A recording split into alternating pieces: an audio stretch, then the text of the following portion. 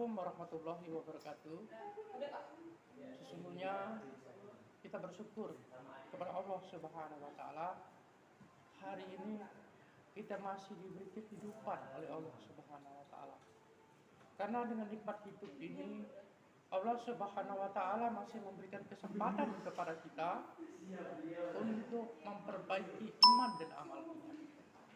Mengapa kita masih diberi umur oleh Allah Subhanahu wa taala?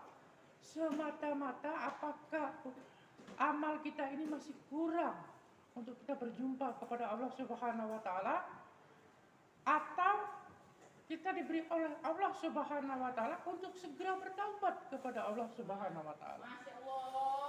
Karena sesungguhnya apabila kita dipanggil oleh Allah Subhanahu wa taala, maka selesailah permasalahan di dunia, maka hukum hakam di akhiratlah yang akan terjadi di sana.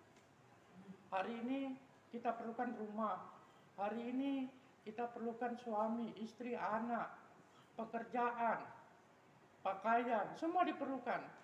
Tapi semua yang ada di hadapan kita dinampakkan, dizahirkan di muka bumi ini, semuanya akan ditinggalkan apabila kita dipanggil oleh Allah Subhanahu wa taala yang namanya kematian.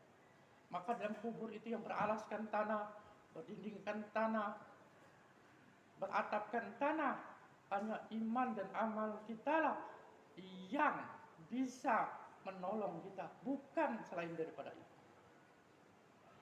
Hari ini kita lahir ke alam dunia, fisik kita, jasad kita, badan kita, itulah keadaan. Apabila kita terlahir dalam keadaan rambut keriting, maka keritinglah selama-lamanya. Apabila kita lahir, hidung kita mancung, maka mancunglah selama-lamanya. Apabila kita lahir, hidung kita pesek, maka peseklah selama-lamanya. Apabila kita lahir, kulit kita putih, maka putihlah selama-lamanya. Apabila kita lahir, kulit kita hitam, maka hitamlah selama-lamanya. Karena apa? Kita tak bisa merubah sesuatu dan kita minta kepada Allah Subhanahu wa taala, ya Allah, kembalikanlah aku ke alam rahim ibu, aku nak berubah yang aku ini bantet menjadi tinggi semampai. Tak bisa. Maka itulah, maka kalau kita hari ini, maka ada perbincangan antara bayi di dalam rahim ibu. Ditanya, untuk apa tangan ini? Kata bayi. Gerah saja, bikin nyemak saja. Aku hanya perlukan apa yang paling dicintai oleh Allah. Dicintai bayi di rahim ibu, yaitu tali pusat atau tali plasenta. Maka dikatakan aku tak perlu mata, tak perlu panca indera, tak perlu mulut. Maka kata dunia, wahai bayi, engkau akan lahir ke alam dunia, kamu perlukan kaki, karena kaki itu untuk berjalan. Tak punya kaki akan susah. Maka seorang bayi ini selalu membantah, maka aku perlukan tali pusat saja. Dunia katakan kamu perlu telinga untuk mendengar, itu tak diperlukan. Bayi selalu membantah, untuk apa ini? Untuk apa ini mulut? Tapi apa yang terjadi ketika 9 bulan 10 hari lahirlah seorang bayi. Ternyata seandainya Allah Subhanahu wa taala dia lahir tak punya kaki, bahwa dia tahu, oh pentingnya kaki untuk berjalan. Tapi lahir dia tidak punya kaki, tidak punya tangan, maka oh pentingnya itu nikmat tangan. Dia tidak bisa kembali ke dalam rahim ibu. Begitu juga kita hidup di alam dunia yang sementara 60 atau 70 tahun ini. Kubur selalu mengatakan, wahai manusia yang ada di alam dunia, kamu perlukan sholat 5 waktu loh. Nanti amalan yang paling pertama ditanya, ini. Kata manusia, untuk apa ini? Aku perlukan duit.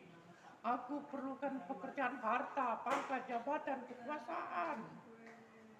Kata kubur, kamu perlukan baca Al-Quran, zikir, dan seluruh amal baik. Maka kadang sebagian manusia itu dibantah. Tapi apa yang terjadi? Setelah dia masuk ke alam kubur, baru dia tahu, oh, di sini pentingnya sholat, di sini pentingnya puasa Ramadan, di sini pentingnya zikir, di sini pentingnya baca Al-Quran dan seluruh amal ma'ruf. Tapi apabila amal ini rusak, dibawa berhadapan dengan Allah Subhanahu wa taala, rusak iman amal ini, maka dia akan mengalami kebinasaan dan rusak selama-lamanya. Karena sesungguhnya akhirat itu adalah abadan, abadi. Maka daripada itu, hari ini kita harus pikirkan bagaimana agama kita. Bagaimana kita mengamalkan agama tidak hanya secara kapal, secara keseluruhan. Maka apa yang diperlukan dalam kita beramal adalah selalu istiqomah dalam melaksanakan. Karena lahirnya ikhlas itu, perwujudan ikhlas itu apabila selalu kita istiqomah dalam beramal terus menerus secara kontinus, mudah-mudahan Allah Subhanahu wa taala menerima iman, amal dan ibadah kita. Hari ini kita hidup di alam dunia ini, kita meminta kasih sayang kepada Allah Subhanahu wa taala. Bukan diukur dengan iman dan amal kita. Kenapa kita minta dengan kasih sayang kepada Allah Subhanahu wa taala? Seandainya kita beribadah hari ini setinggi apapun untuk dibalas dengan surganya Allah Subhanahu wa taala, maka itu kita tidak akan mampu untuk membalasnya. Ayo coba kita pikirkan. Berapa umur akil balik kita? Berapa jam kita bekerja? Berapa jam kita tidur dengan nyenyak? Dan berapa jam kita beribadah kepada Allah Subhanahu wa taala dengan hanya satu yang amal kita diganti oleh Allah Subhanahu wa taala dengan surga yang sangat indah itu. Maka kita minta dengan kasih sayang Allah Subhanahu wa taala. Apabila Allah Subhanahu wa taala berikan kasih sayang kepada kita di alam dunia, maka kita akan berbahagia di dunia dan berbahagia di akhirat. Profesi apapun hari ini, keadaan kita hari ini, maka yang paling terpenting adalah taat kepada Allah Subhanahu wa taala. Bapak-bapak, ibu-ibu yang dimuliakan oleh Allah Subhanahu wa taala, kehidupan di alam dunia ini, agama ini ada tugas-tugas kita bagaimana kita menyampaikan agama ini kepada orang lain.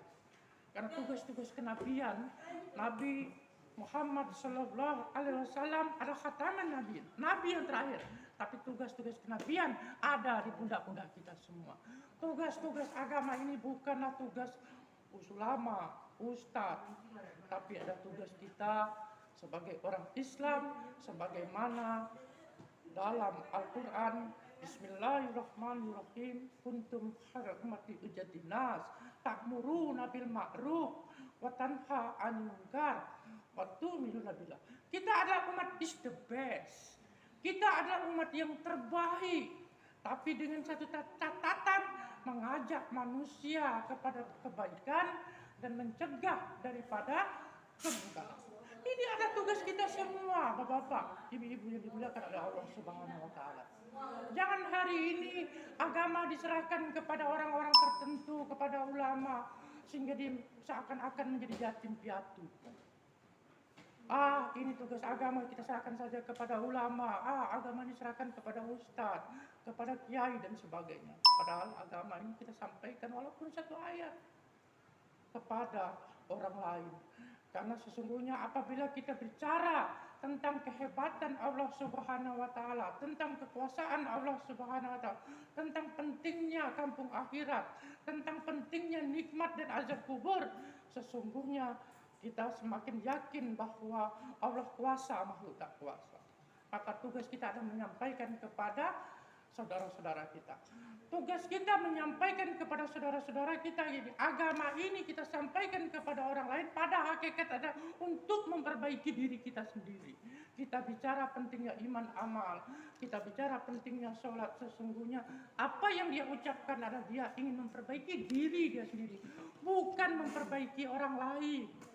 Apabila terpikir untuk memperbaiki agama ini untuk orang lain, ini adalah hal yang salah. Maka dalam diri dia tidak akan pernah berubah dan tidak pernah bisa diperbaiki.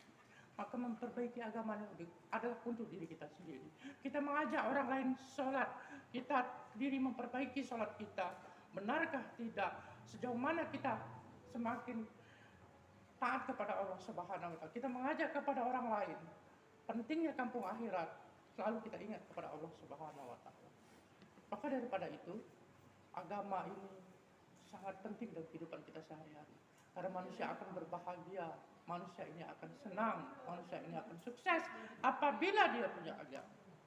Dunia, kalau kita punya agama, maka dunia ini akan ikut.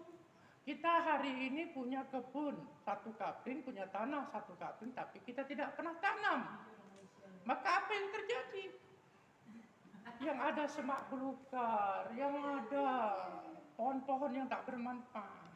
Tapi hari ini apabila kita olah tanah perkebunan kita tanam pepaya, kita tanam nangka, kita tanam seluruh palawija, tapi di situ juga ada rumput yang tetap akan tumbuh.